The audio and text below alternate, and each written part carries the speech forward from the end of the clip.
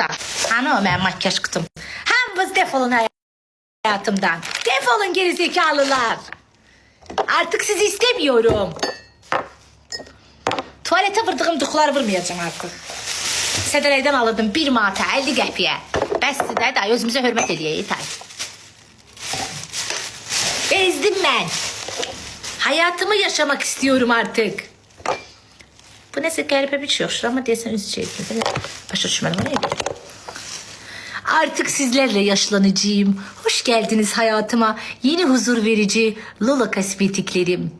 Allah sizi hep başından eksik etmesin bacım. Allah'ım sana geliyorum Allah'ım. Bu ne ya Rabbim. Artık sana hürmet ediyorum. Anlamam bir matkaliyle bir bak. Hara gittin korkusundan git o tarafa. Bırak geçiyorum. Gel özüme hürmet ile çık söyle. Sen özüme hürmet ile çık söyle. Tanal da gönderebilirsen Lola bana. Kurtarıp tanalım. Buna bak özüme hürmet eləməmişəm. Özüme hürmet eləməyən vaxtlarım. 1 manata. Bu highlighterları ben pox yemişəm. Bir dənə buna bak kurban olun. Bir dənə buna bak senin başına dönüm. Buna bak. Bu güvendi highlighter'dı. Mənə güya bunu bahalı yerdən vermişdilər. Lola buradan ucuzdu ama səviyyəlidir.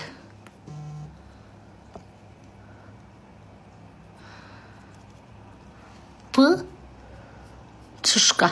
Baba highlighter'a bak sen Allah. Kobra vurum hiss elə. Bu highlighter'a bak, buna bak. Bir dənə indi buna bak, sen anavıncanı. Hani o highlighter, bura gəl indi. Fərqə bir dənə bak, ölürəm. Baba buna bak, buna. Bu özünə hörmət eləməyənə bak. İndi buna bak sen.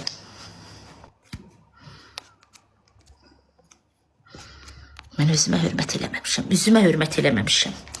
İndi buna bak, sen qurun.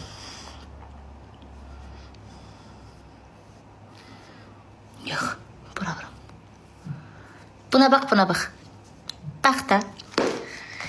Vicdansız, ebe Allahsız, ebe suratsız. Ben sizi neden kullandım kaç?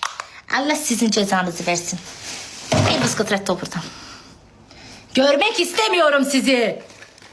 50 qəpikli sponçlarım. Yere. Balası. Quruyub. Bu nedir? Bu yaxşıdır. Bunu oradan almışdım. Bu da başka.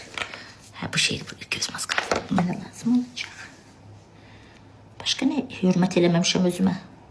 Çok hürmet eləmediğim yerler var. Artık kendime hürmet ediyorum.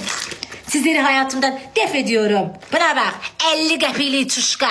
Ay bu pahalıydı. Gidin hayatımdan. Gerizekalılar bir daha gelmemek üzere.